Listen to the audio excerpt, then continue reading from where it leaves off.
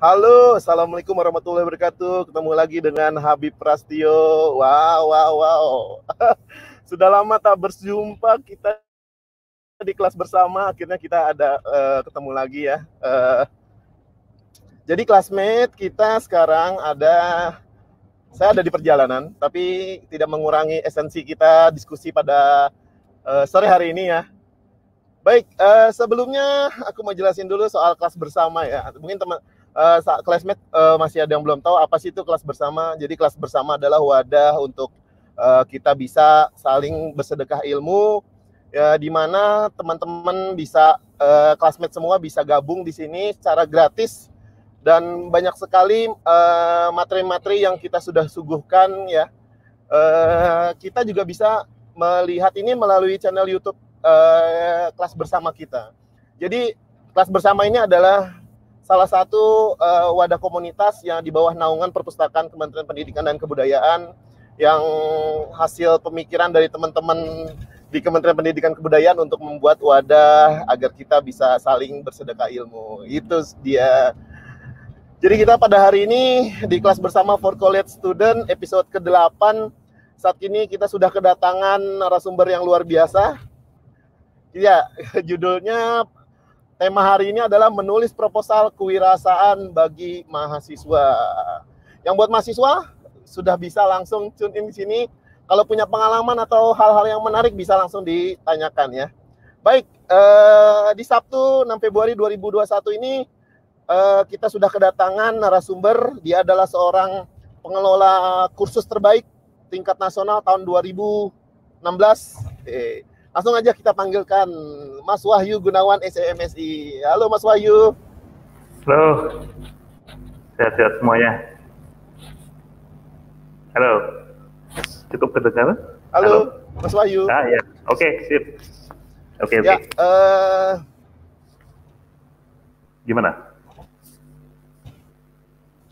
halo. Oke, kita masih menunggu. Mungkin. Ya, sudah connect? Ya, halo Mas Wahyu. Ya, sudah connect. Oke, ya.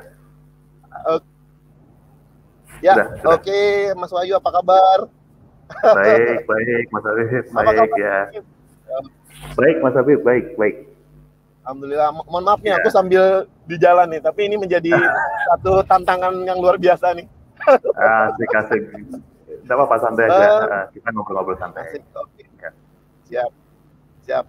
Baik, Mas Wahyu, pada hari ini kita mau berbicara tentang bagaimana menulis proposal kewirausahaan bagi mahasiswa, gitu ya Mas Wahyu ya? Ya. Kira-kira kenapa sih ambil materi ini, Mas Wahyu? Oh, baik. Sebenarnya kita berangkat dari soal bagaimana kewirausahaan ini sebenarnya dikembangkan.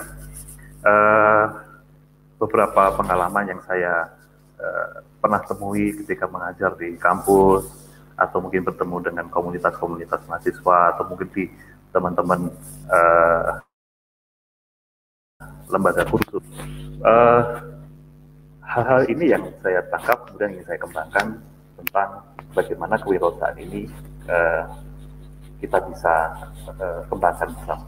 Mengapa wirausaha? Ini yang sebenarnya penting dulu di awal, sebelum jauh menulis tentang proposal kewirausahaan, tapi bagaimana kewirausahaan ini kita pahami dulu. Nah, sebenarnya wirausaha ini kan siapapun bisa melaksanakan,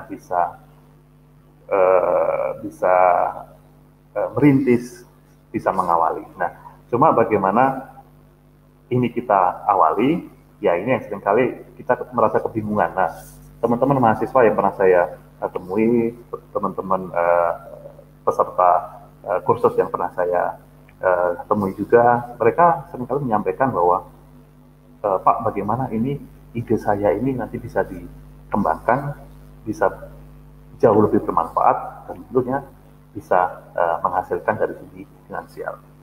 Nah, di sana tentu banyak tantangannya. Saya sampaikan, apalagi di masa pandemi ini, teman-teman kalau selama ini di rumah, teman-teman hanya mungkin belajar, mungkin selama ini hanya di rumah menunggu tugas dari dosen, dari tutor, dari instruktur dan sebagainya, tentu juga akan jenuh. Nah, coba ini kita kembangkan di sana.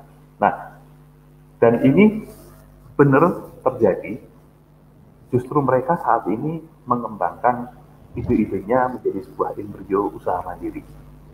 1, 2 sudah saya lihat, 3, 4 semakin banyak, dan ini menjadi hal yang patut kita apresiasi dari sisi ide-idenya ini. Nah, tantangan ini semakin ke depan bukan hanya pada soal ide, karena selama ini yang kita temui hanya memproduksi, kemudian menjual, memproduksi, menjual. Nah, dari segi finansial, dari segi pemasarannya, dari segi legalitasnya, nah ini yang seringkali yang ditemui pada akhirnya mereka kebingungan. Tadi saya sampaikan, mereka merasa kebingungan. Nah, bagaimana toh proposal usaha ini nanti disusun untuk mengatasi kebingungan itu? Salah satunya bagaimana mengakses dari segi permodalan, atau bahkan untuk mengajukan dari perizinan, ini bisa kita gunakan. Tentu harus dengan cara-cara atau mungkin dengan alur format yang benar-benar baik. Nah, ini yang akan kita bahas nanti ke depan. Itu. Oke, baik. Seringkali tanya juga sih teman-teman, Pak, kenapa tuh harus proposal perencanaan itu harus sedemikian rumit? Sebenarnya nggak rumit gitu. Memang ada beberapa aspek yang akan dilihat oleh mungkin lembaga keuangan atau mungkin dari semacam investor. Nah, mereka ingin melihat sebenarnya sustainable-nya itu seberapa lama toh. Keberlangsungan dari usaha yang akan dikembangkan ini prospeknya seperti apa toh. Nah, hal-hal demikian ini yang mereka pengen lihat. Nah, mereka baru ngeh, oh ternyata proposal usaha tidak seperti proposal 17-an di kampung di RT yang pengen nyari. bukan seperti itu. Nah, kalian harus poinnya yang harus dicari ya. Persis itu. Jadi poin-poin ini yang harus mereka tahu detail gitu, dan bagaimana membuat kemasan pun mereka harus sampaikan di proposal itu, termasuk bagaimana strategi pemasaran yang akan dilakukan, mereka harus sampaikan di sana. Itu Mas Hadi. Jadi menulis proposal itu seperti halnya menulis surat cinta ya, saya lihat. Surat cinta ya. Zaman dulu kalau sekarang WA cepat aja sih. Itu I love you. Itu proposalnya itu seperti merayu ya. Ya merayu, tapi jangan sampai gini. Kalau di proposal usaha yang pernah saya lihat teman-teman ini, jangan sampai menggunakan kata-kata yang sifatnya bombastis, puitis, gitu. Karena justru ini akan mengaburkan tujuan kita untuk mengakses itu. Betul. Ya, betul. Oke lah, kalau kita merayu kita oke lah. Siapa yang kita taksir mungkin dengan cara kata-kata puitis. Tapi tolong kalau di proposal bukan puitis, bukan bombastis, tetapi yang realistis. Artinya yang realistis itu sesuai dengan usaha yang akan kita kembangkan di sana. Jangan sampai usahanya mungkin masih dalam skala kecil, tapi kita dalam proposal kita udah bicara soal miliaran dan sebagainya. Nah ini bombastis gitu. Kita bicara realistis saja. Bombastis ya. Jadi mengawang-awang jadi tidak menjadi logika. Ya, baik. Gitu. Baik, mungkin Mas Wahyu ada yang mau dipaparkan atau kita mau ngobrol aja? Saya rasa ngobrol aja, memang Mas Habib lebih santai gitu. Lebih santai gitu. Cuma memang saya sambil melihat slide ada alur yang sekiranya kita bisa ikuti di sana. Nah, jadi boleh saya sampaikan sampai sekilas saja bahwa yang namanya proposal itu menarik ya, memang harus menarik ya. Menarik bukan hanya dari sisi tampilan, tapi tadi dari tiap-tiap aspek yang ditampilkan itu harus realistis. Itu. Misalkan dalam isi pesan proposal itu ya memang harus lengkap, padat. Ya, artinya lengkap padat itu merupakan representasi dari semua aspek yang akan disampaikan. Ada aspek pemasaran, aspek produksi, aspek SDM, ya, aspek keuangan, aspek legal. Nah, itu padat, lengkap, tetapi juga tidak naif ya. Ya, jadi memang harus ada dasarnya untuk kita membuat itu. Kemudian kita gunakan bahasa-bahasa yang formal, bahasa Indonesia, ya formal. Oke lah, kita boleh menggunakan bahasa istilah asing sejauh itu dipahami, dimengerti oleh khalayak umum. Gitu. Kemudian saya sampaikan juga isi pesan itu harus tegas. Nah, tegas ini artinya apa ya? Poin per poin itu menunjukkan keseriusan sesuai dengan fakta-fakta yang akan dikembangkan.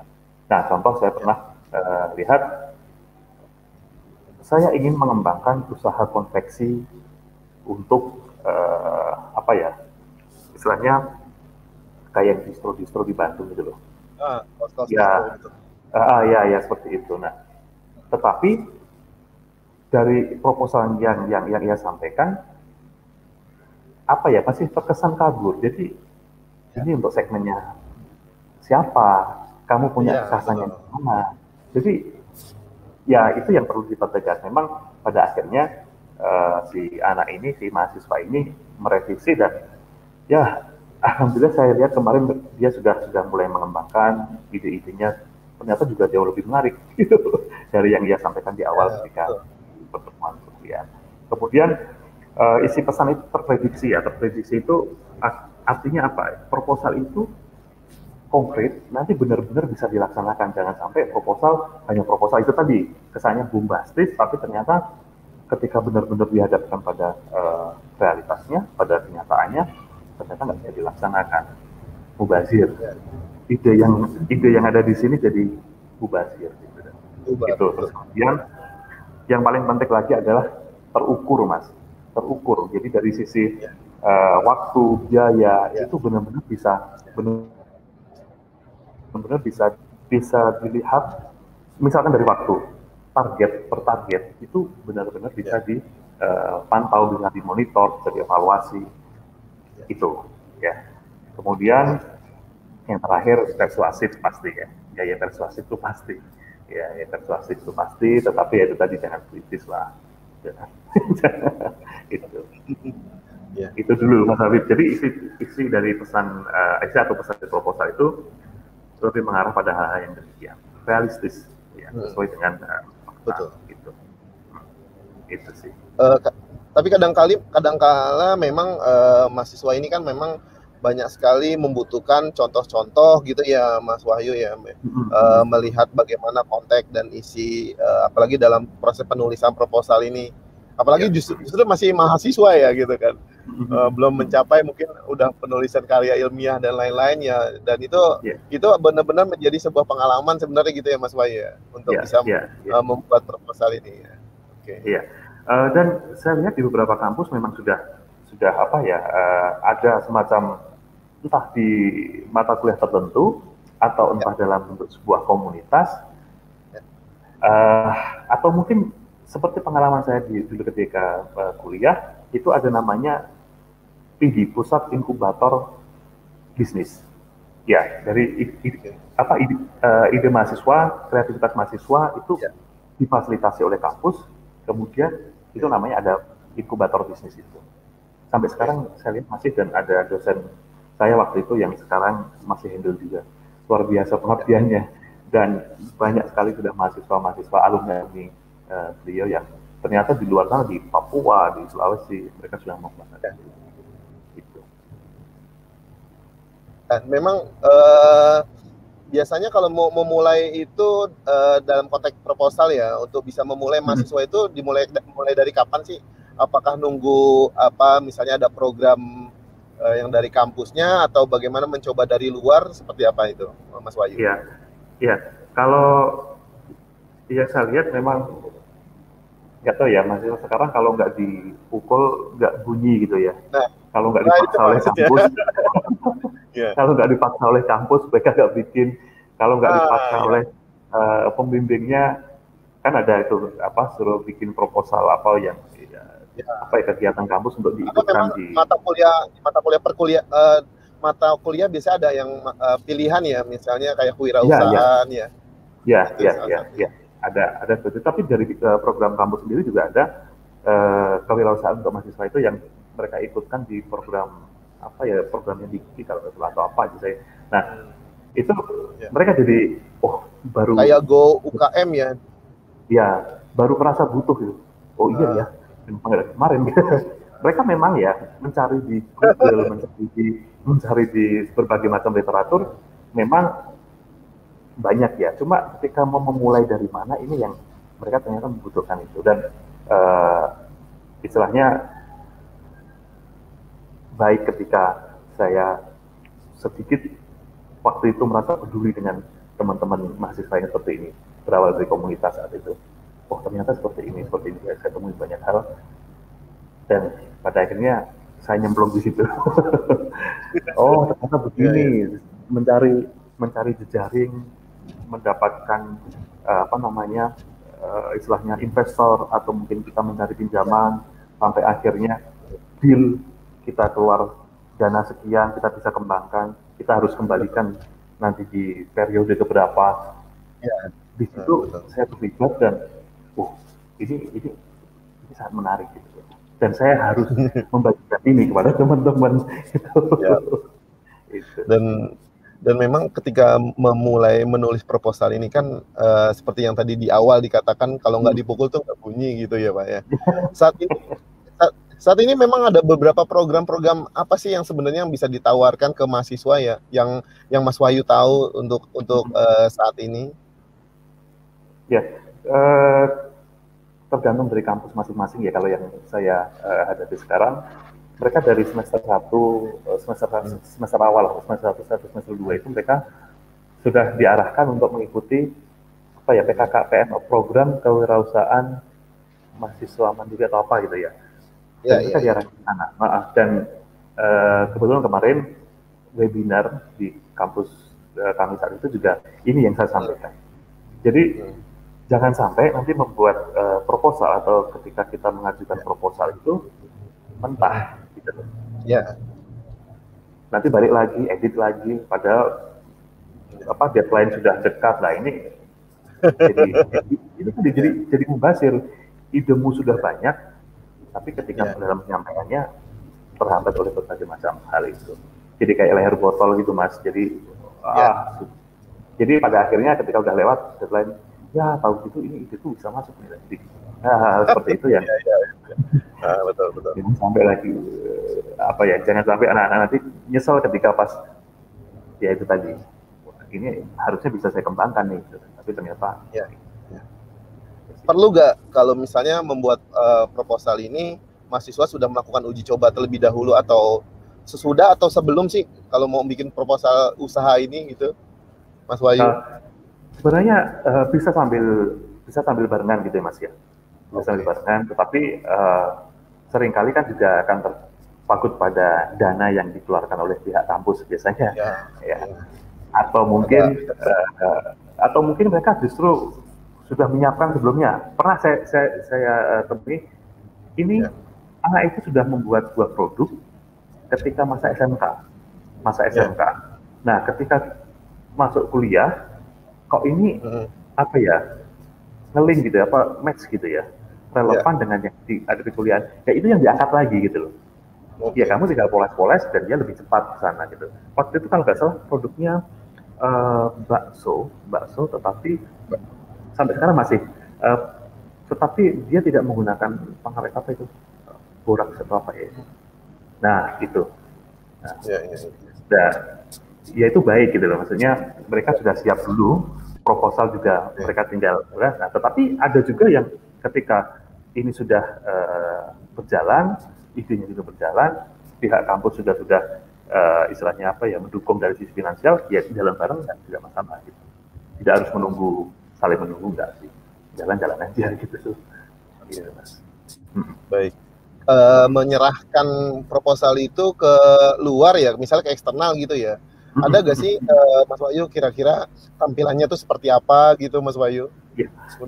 Kalau tampilan memang harus kesan menarik ya, pemilihan warna, cover kayak gitu memang harus istilahnya eye catching lah.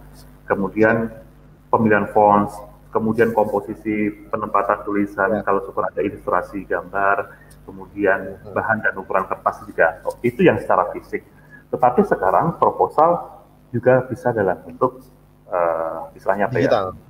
Ya seperti itu. Nah, Saya coba geser ke teman-teman ini bahwa kita mulai membuat semacam konten, ya, konten yang menarik. Syukur ada dari sisi audio, video, juga ada visualnya. Ya.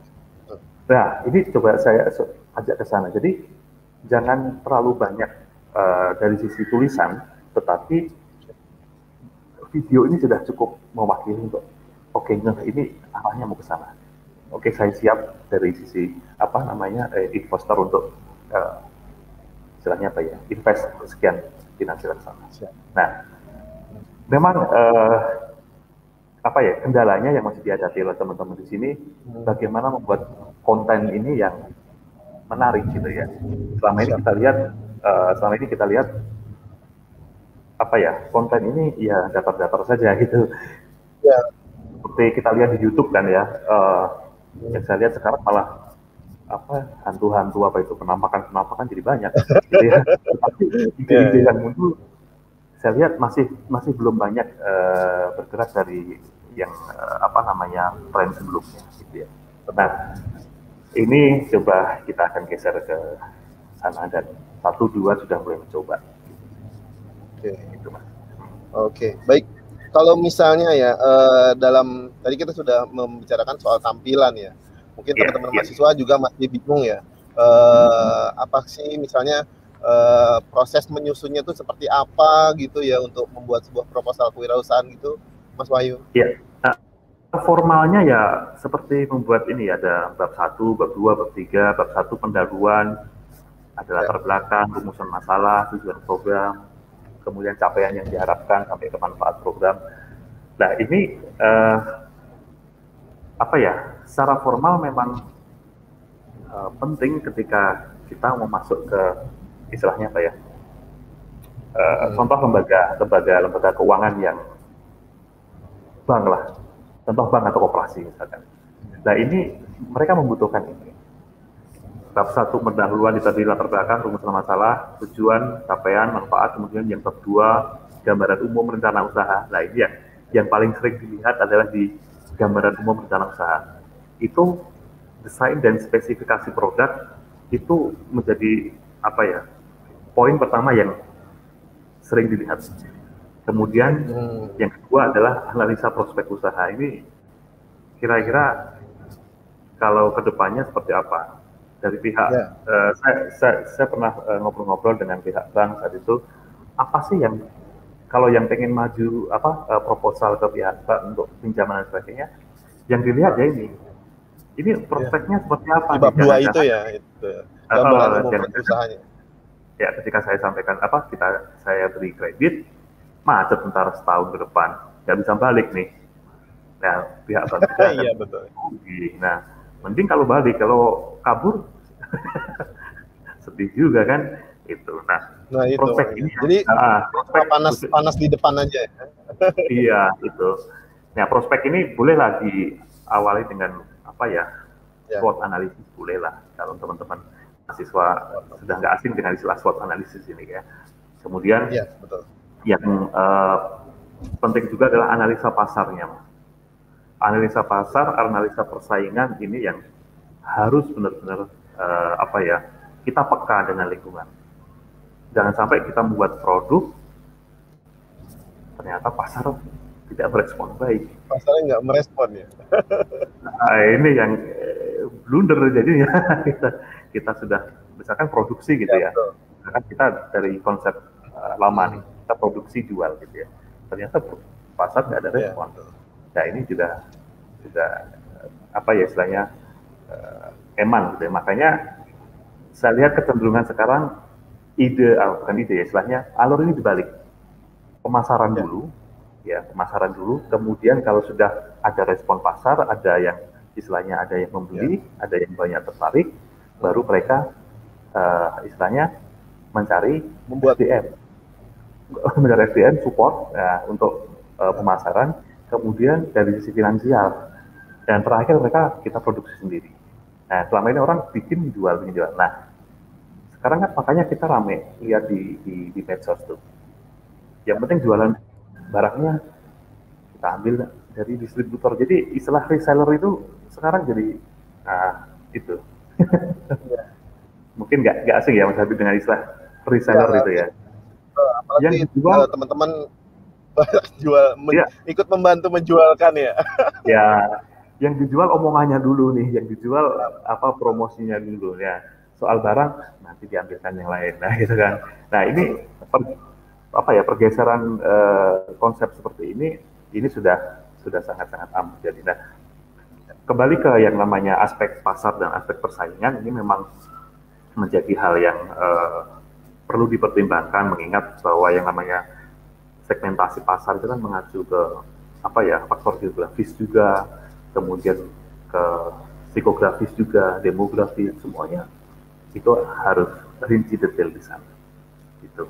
Kemudian strategi pemasaran ini yang ya ini yang benar-benar harus diperhatikan juga bahwa dari sisi produk, harga, promosi, distribusi, pelayanannya, sampai ke tampilan fisiknya, proses bagaimana dari awal sampai ke konsumen ini juga harus diperhatikan betul oleh mahasiswa ini. Jadi jangan sampai ketika apa ya strategi pemasaran itu dibuat, ya, ternyata itu tadi udah istilahnya kalau orang Jawa daki-daki ya sudah urut gitu, sudah wah keren gitu ya. Ternyata respon pasarnya nggak ada. Respon pasarnya nggak ada kan, kesel juga gitu kan. Gitu sih. Jadi Kalau di gimana? kalau di istilah strategi itu berarti kita bisa dong ya membandingkan dengan strategi pemasaran dari pesaing-pesaing kita gitu ya, Pak Wahyu. Ya pasti. Dan saya tanya ke beberapa, kamu bisa bikin strategi ini seperti apa? Nah, itu maksudnya. saya curi-curi dari toko sebelah Pak gitu. Istilahnya dia menjadi spy marketer, ya spy. Dia tanya macam-macam lah gitu kan. Misalkan dia jualan misalkan ikan hias itu ya, dia tanya ke toko lain, dia juga tanya ke distributor, dia juga tanya ke peternak gitu ya. Nah, di situ dia akan membuat, oh saya menempatkan posisi saya nanti ada di posisi pasar saya ada di sini. Apakah saya sebagai pengikut pasar, apakah saya punya celah pasar sendiri, atau mungkin saya menjadi leader. Nah, leader di sini dia punya kekhususan, oh saya jualan ikan hias dengan model seperti ini, dan oh ternyata diikuti yang lain. Nah, caranya itu saya tanya, ya saya curi-curi strateginya dari orang-orang itu Pak. Oh, kamu nggak dicurigai saya tanya gitu. Ya enggak, saya beli. Gitu. Jadi dia datang dengan memang sengaja beli gitu ya. Tetapi di situ dia ngorek banyak informasi. Gitu. Dan ini kan enggak semacam ini ya. Jadi kita hanya semacam mengambil sesuatu yang bisa menjadi strategi unggulan yang sebenarnya bisa menjadi pesaing beratnya lawan nanti. Iya, iya benar-benar. Jadi istilahnya Pak, ATM ya. Amati, tiru, modifikasi. Oke. Bisa saja itu. dan teman-teman di ini sudah melakukan itu. Itu Mas Arif. Kita juga masih kita coba menyapa dulu teman-teman yang udah datang ya, Mas Wahyu ya. Boleh. Ini ada dari Mbak Sri Pertiwi dari SMP Negeri 2 Sambong Kabupaten Blora. Ada Ibu Dwi Hartati dan Mas Antino Putra. Monggo sahabat-sahabat classmate yang mau memberikan pertanyaan ya, yang mau bertanya langsung sama Mas Wahyu nih bagaimana sih tips dan triknya membuat proposal kewirausahaan Bonsus untuk mahasiswa atau mungkin buat pelajar di SMK tentunya juga mungkin bisa menjadi referensi ya untuk tim saat ini gitu ya. Oke. Baik, saya lagi ada saat ini saya kan berada di di posisi pekerjaan saya di Sedijen Pendidikan Vokasi ya, Mas Bayu ya, dan memang di sini memang lagi ada beberapa program-program yang bagaimana melink and match-kan program vokasi itu dengan Dudi ya. Nah, terkait proposal kewirausahaan ini menjadi satu hal yang lebih apa namanya yang sangat urgent untuk mahasiswa-mahasiswa politeknik atau akademik komunitas itu jadi makanannya sehari-hari gitu. Nah, kira-kira ada masukan nggak dari Mas Wahyu sebagai mahasiswa yang memang bekerja di vokasi yang lebih kepada keterampilan dan keahlian? Gitu. Jadi bukan bidang produk yang dijual ya. Nih kalau ini dalam bentuk jasa atau mungkin keterampilan gitu. Gimana Mas Wahyu? Iya, memang ini sebenarnya erat ke berbagai macam ya, baik yang sifatnya fisik maupun yang sifatnya jasa. Nah, apalagi bidang vokasi ya, saya lihat vokasi kan bukan hanya dari sisi formal, tapi di bidang non formal pun di kursus, di PKBM, kemudian ini pun mereka juga istilahnya banyak juga mereka mengembangkan dari kewirausahaan ini. Pernah kita lihat program PKW itu ya, program ini masih ada PKK, PKW, program kewirausahaan, program keterampilan kerja ya. Ya. Belum lama saya dampingi teman-teman salah satu PKBM dan lembaga kursus di Solo. Kebetulan materi ini saya sampaikan kepada teman-teman juga di sana bahwa setelah menyelesaikan program PKW PKK ini, jangan sekedar habisnya langsung istilahnya apa ya, apply atau cari langsung kerja. Selesai ya. Dan selama ini memang yang saya temui selesai sudah gitu kan. Mereka tidak membawa apapun gitu, hanya membawa kaos identitas sama tas ada logonya Durian Dayani, selesai gitu ya. Iya betul. Nah makanya dari itu saya coba sampaikan beberapa hal yang berkaitan dengan kewirausahaan ini.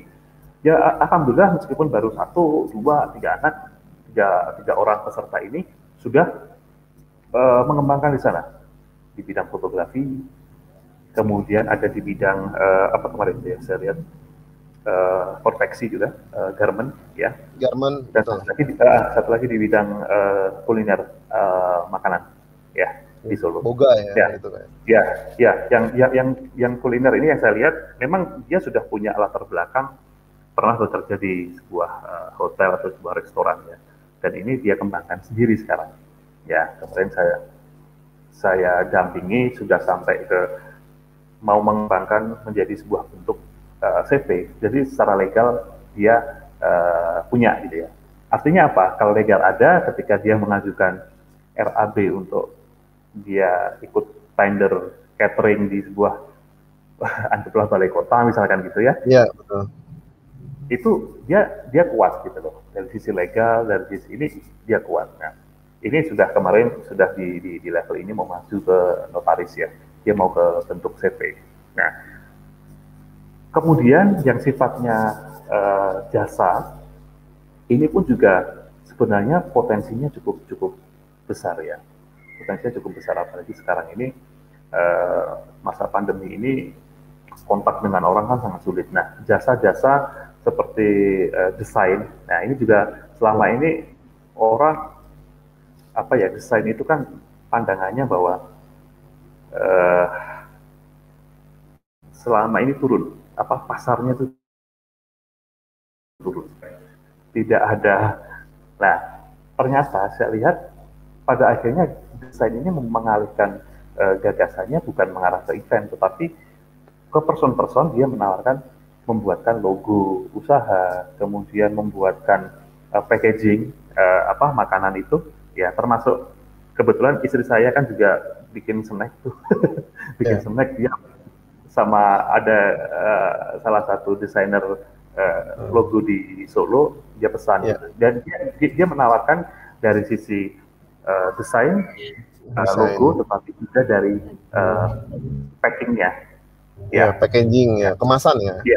Iya. Nah, ini menarik, dan saya lihat mahasiswa pun juga sekarang sudah, tadi yang saya sampaikan di awal bahwa ada yang mengelola atau ingin mengembangkan dari sisi bagaimana membuat kemasan-kemasan produk ini menjadi lebih menarik. Jadi yang dijual adalah kemasannya permen ya, tapi kemasannya ternyata bisa digunakan untuk tempat pensil, bisa digunakan untuk tempat handphone, bisa digunakan multifungsi ya gitu ya. Nah itu ini menarik juga nih anak gitu. Saya lihat, yang penting kuliahnya jangan keteter aja gue. Iya, memang. Dan saat ini memang konsumen itu melihatnya segala sesuatu yang dia beli dia bisa banyak manfaat, itu pasti banyak disenangi konsumen memang ya Mas Wahyu ya. Ya. Jadi apa ya, kayak iklan Axe dulu, and the first impression last and the next is up to you. Jadi kesan pertama memang harus menggoda ya, selanjutnya ya terserah. Itu tampilannya memang yang harus menarik.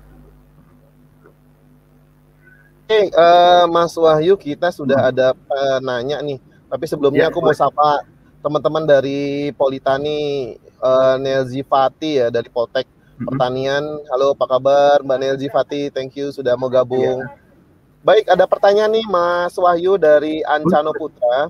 Dia izin bertanya, untuk mengajukan proposal kewirausahaan mahasiswa, bagaimana sih tips menarik minat investor untuk bekerja sama dengan kita? Terima kasih Mas Wahyu. Oh ya. Langsung ya? Mas Ancano Putra. Oke. Ya berarti boleh ya. Oke.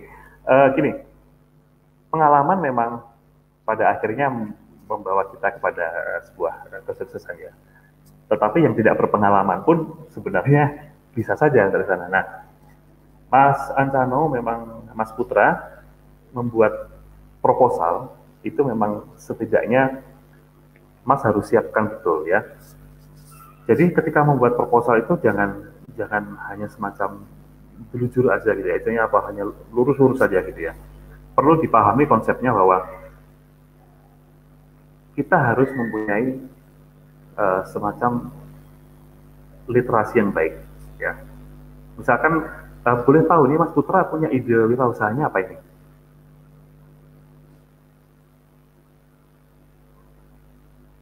Gimana Mas Wahyu? Sorry. Mungkin ide dari Mas Putra apa kira-kira? Atau belum ada. Silakan Mas Ancano Putra. Kalau Mas Ancano Putra mau ngambil atau mau buat ide seperti apa nih?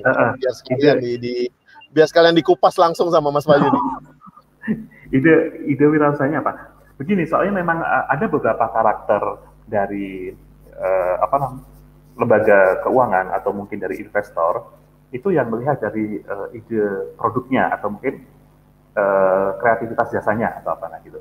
Nah, tips menariknya kalau tadi ditanyakan bagaimana tips menarik minat investor untuk bergabung dengan kita. Itu tadi satu poin sebenarnya yang menjadi dasar ini adalah prospek ini akan seberapa jauh manfaatnya. Contohnya begini. Ketika saya mendampingi sekaligus tanda kutip sebagai konsultan salah satu lembaga kursus di Gresik ya, baru. Investor ini awalnya memang seberapa kuat sih ini nanti lembaga kursus ini akan berjalan, seberapa lama sih ini gitu ya.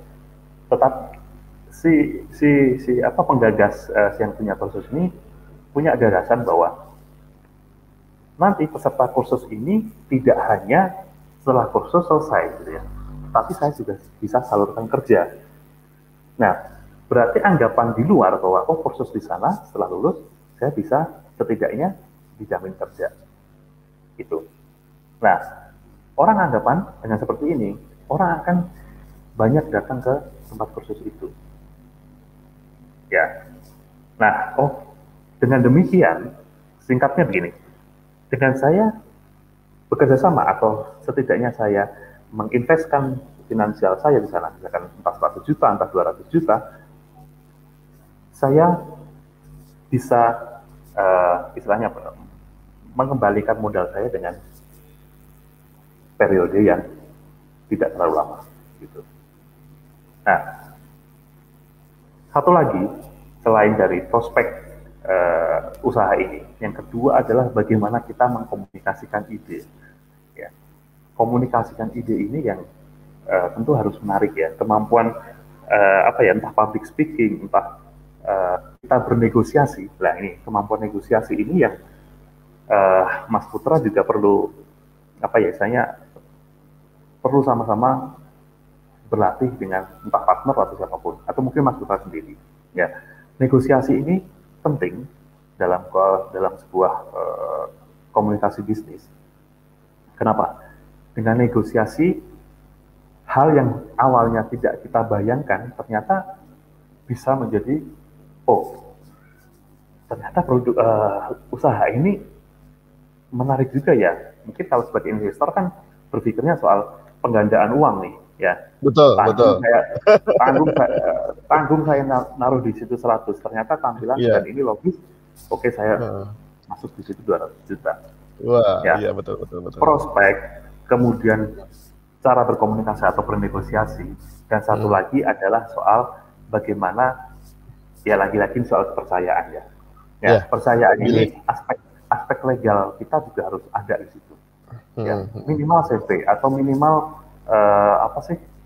perkumpulan atau apa ya. Kalau nggak salah di notaris itu sekitar, kalau di wilayah Solo ya itu sekitar 3 jutaan lah. Membuat CV itu ya? Iya, untuk membuat aspek legal CV itu. Tapi kan biasanya ada banyak yang mengikuti ya Mas Wahyu ya. Jadi ada CV, ada izin usaha dan izin-izin lainnya gitu ya Mas Wahyu ya. Betul. Tapi silakan Mas Wahyu. Setidaknya dari CV itu kan sudah sampai di Kemenkumham ya.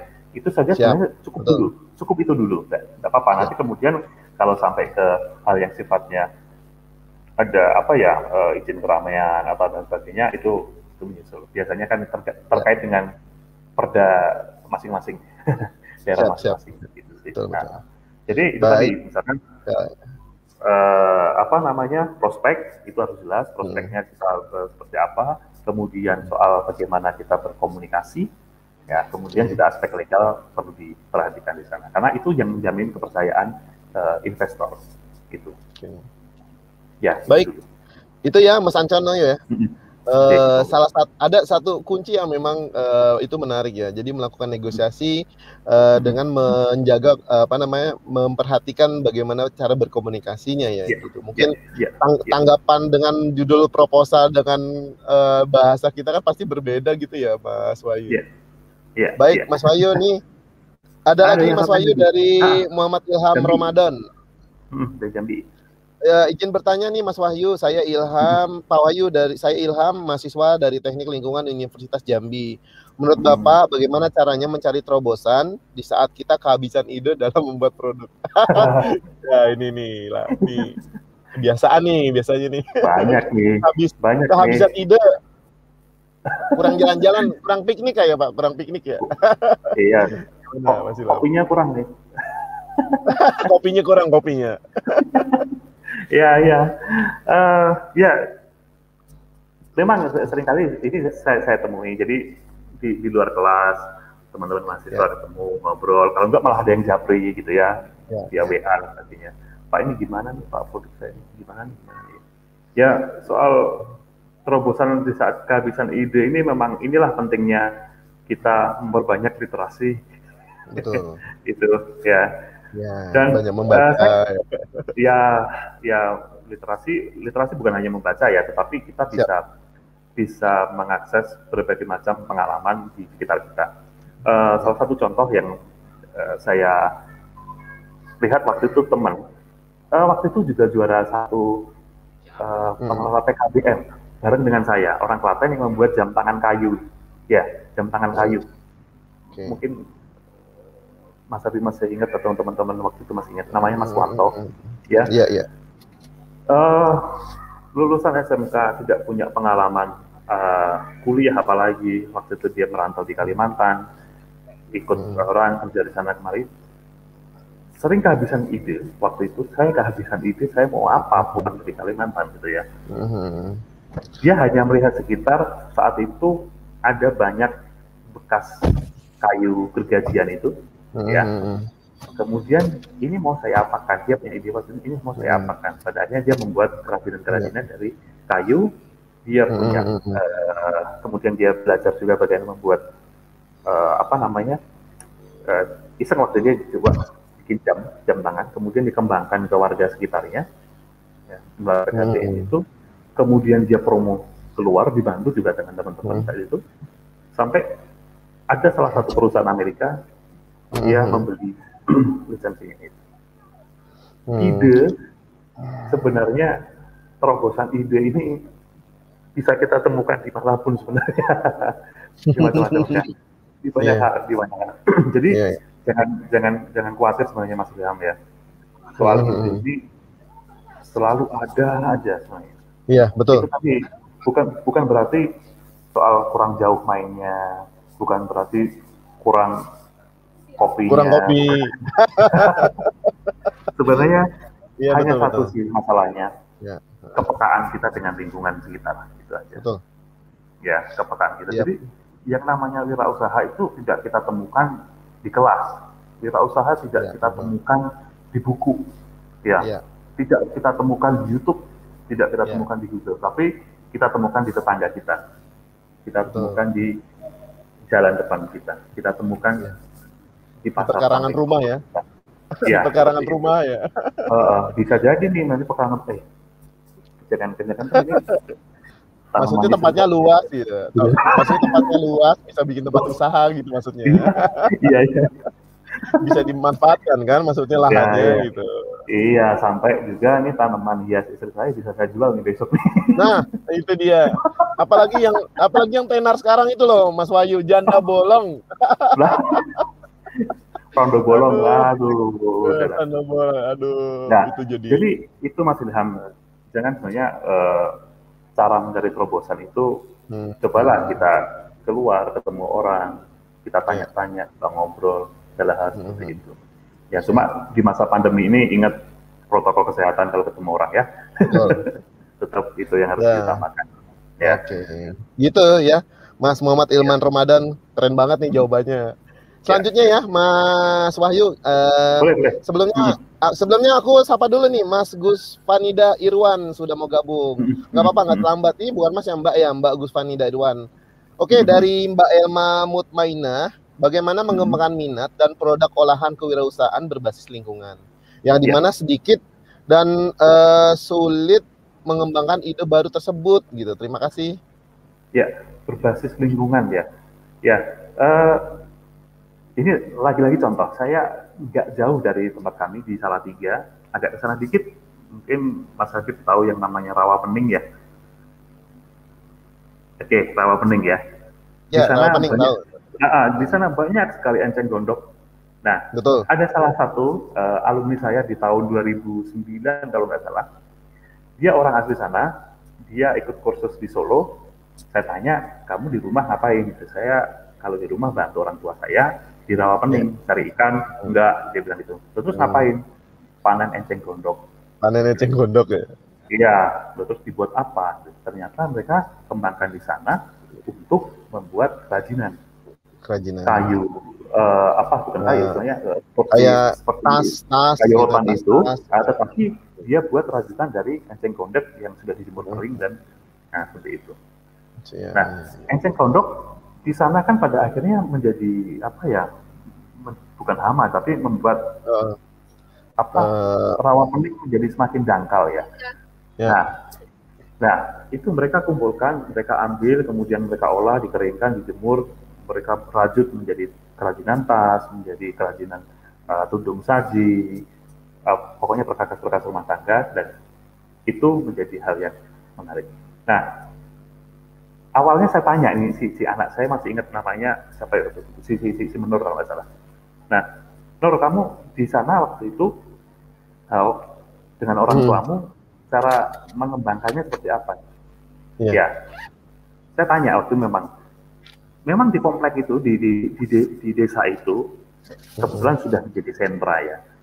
Mereka saling bertukar, ada produk baru apa lagi nih, mana yang bisa jadi contoh nih, ya.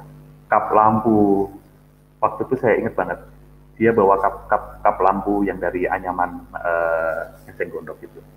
Nah, ide-ide seperti ini kan sebenarnya banyak kita bisa temukan, yaitu tadi, seperti yang Mas Rio sampaikan, di sekeliling kita itu banyak gitu loh, kalau mau benar-benar mengolah sana. Nah, soal tadi yang Pak Ilman sampaikan, bagaimana mengembangkan minat dan produk olahan kewirausahaan berbasis lingkungan, ya, yang dimana sedikit sulit mengembangkan. Nah, saya sarankan Mbak Irma nanti bolehlah mau via YouTube atau mau via manapun, coba kelilingi Indonesia ya melalui digital platform ini, cari potensi-potensi yang menarik di sana. Boleh tahu nih Mbak Ilma dari mana ya ini? Dari Mbak Ilma dari mana ya? Belum ada nih, belum ada. Belum, ya? Nanti mungkin langsung dikasih pesan aja sambungannya ya, Mas Mbak Ilma ya. Oke. Nah, jadi ide wirausaha ini yang berbasis lingkungan, saya rasa kita punya bonus geografi, bonus demografi yang sangat kaya. Ya, jangan sampai kita merasa ya itu tadi. Kenapa kita sulit mengembangkan ide? Karena sebenarnya dasarnya satu, kita mungkin kurang peka dengan apa yang ada di sekitar kita. Kita selalu bahwa wirausaha itu yang keren, seperti almarhum Bob Sadino, seperti Ciputra. Wah, wirausaha itu seperti itu. Ternyata dari hal-hal kecil seperti ini pun, itu luar biasa dan sangat menarik di sana. Gitu. Jadi jangan segan untuk melakukan hal-hal yang kecil dengan cinta yang besar. Itu yang sebenarnya mengubah banyak hal di sana. Ya, saya sampai sekarang masih belajar di salah satu tempat di Salatiga, itu kursus pertanian. Ya, kursus pertanian di sana. Ya. Saya punya lahan yang kecil, tetapi bagaimana saya manfaatkan di sana. Dan ya lumayan ini Mas, ada lele, ada kangkung yang sudah bisa saya kembangkan, saya konsumsi sendiri. Itu minimal itu. Ya, jadi jangan khawatir itu. Melakukan hal yang kecil dengan cinta yang besar itu dampaknya. Baik, Mbak Ilma ini dari Universitas Jambi Teknik Lingkungan. Ini masih temannya Mas Muhammad Ilham tadi nih, Mas Bayu. Baik, kita lanjut nih, waktunya sudah mau dikit lagi mau habis, jadi nggak apa-apa, kita satu pertanyaan lagi ya, Mas Roland. Nggak berasa kan sejam dan saya sudah sampai di kantor. Nggak berasa. Baik, satu lagi dari Mbak Gusvanida Irwan nih, Mas Wahyu, satu kali aja yang bertanya lagi nih ya. Ini Mbak Gusvanida dari SMA Negeri 3 Tebo Jambi. Mau nanya nih, izin bertanya Mas Wahyu, bagaimana cara kita untuk membuat proposal menarik dengan pemerintah daerah untuk kemajuan sekolah seperti sekolah dengan berwawasan lingkungan. Seperti itu, Mas Wahyu.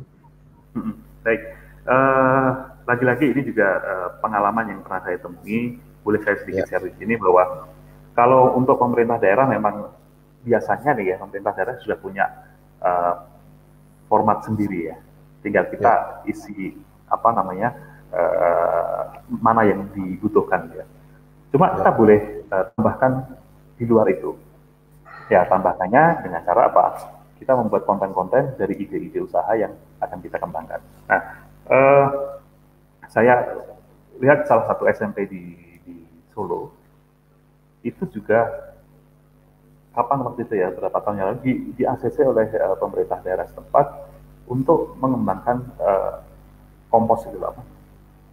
Membuat kompos, membuat pupuk dari daun-daun bekas tanaman itu ya. Nah, dan itu ketika diolah dan bisa dijual, manfaatnya juga luar biasa, bisa dijual.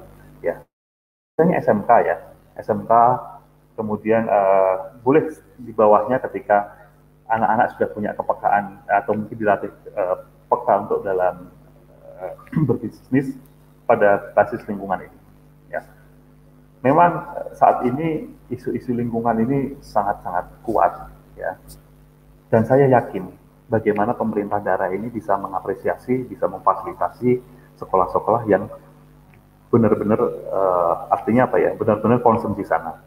Saya yakin mungkin teman-teman di kementerian bisa aware di sana bahwa isu lingkungan menjadi problem yang sampai saat ini masih sering ditemui. Contohnya, tidak usah jauh-jauh lah. Contohnya sekarang adalah soal iklan, ya. Sampah visual ini, saya beri tanda kutip, sampah visual selama ini menjadi hal yang sangat mengganggu. Sepanjang jalan kita lihat baliho, sepanjang jalan kita lihat. Nah, bagaimana toh membuat iklan yang menarik, misalkan gitu ya. Pelatihan membuat iklan yang menarik untuk produk kewirausahaan siswa SMK atau mungkin mahasiswa. Nah, kalau secara pribadi saya kok yakin ya pemerintah daerah itu akan support ke sana. Soal menarik atau tidaknya, tentu itu lagi kita kembali ke hal yang namanya realistis ya. Saya akan memberi catatan terakhir sebelum ini adalah soal bagaimana budgeting itu disampaikan secara realistis. Ya. Artinya realistis itu apa? Baik dari sisi nominal maupun dari sisi jadwal atau istilahnya apa ya, jadwal kegiatan yang kami sampaikan berkaitan dengan budgeting itu logis gitu ya. Mungkin teman-teman selama ini melihat masuk membuat seperti ini kok budgetnya sekian ya. Sorry, ini menjadi masalah ketika ada pembengkakan antara apa istilahnya ditengarai menjadi sebuah mengambil sisi margin yang cukup banyak lah. Jadi tolong jangan sampai ini menjadi masalah. Nah, bagaimana proposal ini menjadi menarik, budgeting dan jadwal kegiatan itu benar-benar bisa dimonitor. Ya. RAB yang disampaikan, kemudian bagaimana pihak eksternal pun juga mungkin dari pemerintah daerah diberi tempat untuk bisa ngecek, bisa mengevaluasi.